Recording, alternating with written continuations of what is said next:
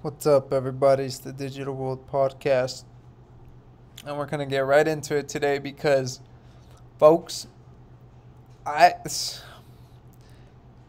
I am very troubled because when when you think that you've seen a lot, then there's more that comes, and I think that inevitably, what's going to happen is a lot of people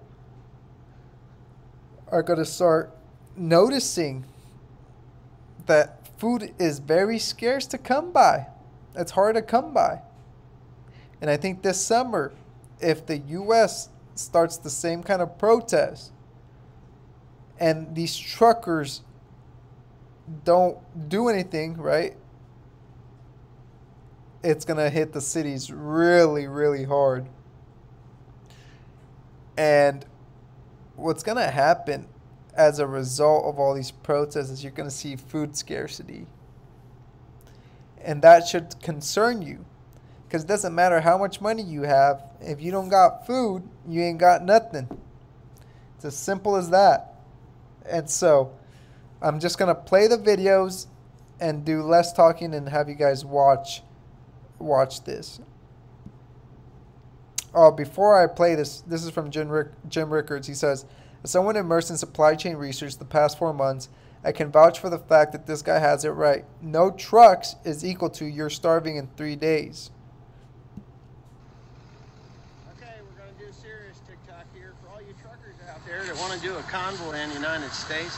I'm all for that, but I'm going to tell you a better way. You don't have to go anywhere. You don't have to burn $1 worth of diesel fuel. You shut them trucks off. Those people, once things stop moving into New York City, they only have a 3-day supply of goods in New York City. That is a absolute 100% fact. The minute you shut those trucks off, 4 days later, people will be screaming at their congressmen to get rid of all this bullshit that they're pulling on us worldwide. Everybody could do this. Don't convoy. You guys out in Ottawa, go home. Kick it up. Have a beer. Watch a hockey game. That's all you got to do. Shut them down in a different way. They don't have to arrest you. They don't have to take your license. They don't have to confiscate anything. Confiscate their lives. And I understand that people are upset with everything that's happening. And I am as well. And again, let me just say that if we had not accepted the 2 weeks to flatten the curve and all these shutdowns, we would not be in the situation. But because of the decision that we allowed the government to take, it's a precedent for this to take place.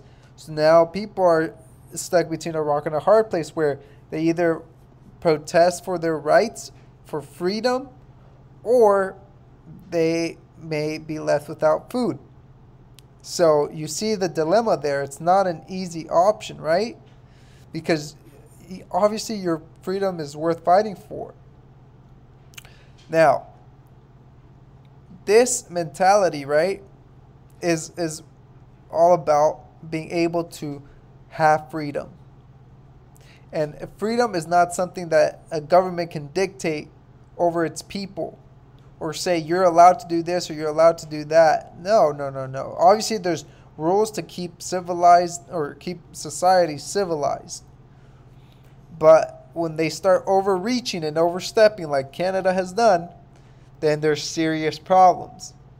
Nevertheless, folks, as you start to see this take place, be warned. Make sure you have food come this summer because it's not guaranteed at all. Because like he said, turn off the trucks. You'll have 3 days before people start complaining and start telling their politicians what's going on.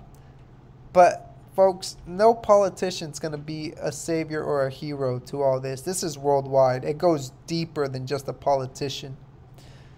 So what you can do is prepare ahead of time, have extra food in stock because you just don't know what can happen with the supply chain. Things are going to get worse before they get any better. This is just the beginning. And if you've been following this channel for a while, you know I've been saying 2022 is a pivotal year. And we're starting to see the beginnings, the fruits of what this whole shutdown has caused. And it's only going to increase. Here's another video. I'm not going to show much of it. I just want to get a coffee, okay? Why Can I is the get a camera coffee? in my face right now? Are you here partaking? You walked Right up now to you're me. in the red zone? I'm scared. I want to go for a coffee down there. Where- Can I go where for a the coffee? people still being Pardon? arrested right Do you now? live in this? No, I You're not don't live excluded here, from but it. I'm Where do you live? Alberta. I can't even go down there for No, coffee. no, go grab You're your stuff in the and red leave. zone right now. If you don't leave right now, you will be arrested. Do you understand me? I that can't go funny for to a you? coffee. Grab your stuff, because if we see you, we'll be patrolling all day. If we see you again, it'll be different. Leave. Anyways, folks, I mean, it's unfortunate that this has happened. It's not okay. First of all, you can't even walk freely without being patrolled, and this is very it resembles Nazi Germany, the Gestapo. Folks, what you're seeing is serious, and if this isn't a warning to prepare, I don't know what else is. Canada is literally screaming to you to prepare, because this is coming. This is worldwide. It's just started in Canada. So watch out. Leah Halpern, she's a Bitcoin YouTuber, said this: praising your government for lifting restrictions is literally Stockholm Syndrome. She's onto something.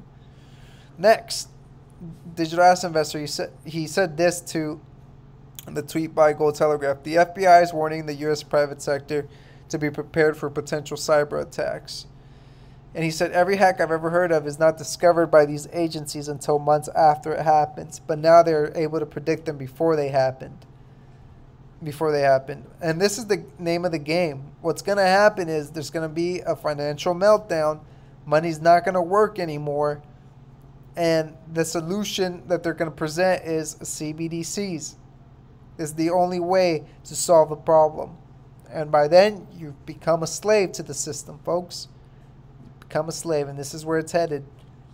And it's the reality of it. So that's why it's important to have your ducks in order, and whatever your plan is for you and your family, make sure you execute that plan.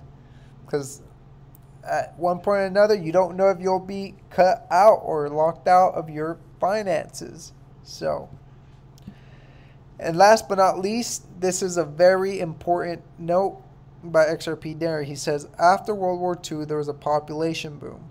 This is attributed to modern day fertilizer. Excuse me. And the abundance of food. Fertilizer has 3x'd in price. Countries are hoarding the raw chemicals. That's any indication. And I've talked about this before, about fertilizer and the price and natural gas, etc. How it's all interconnected with everything. Folks, we're heading towards food scarcity. That's a fact, Jack. So prepare. Like and subscribe to the channel. Thank you for watching, guys. This is the Digital World Podcast, and I'll see you in the next episode.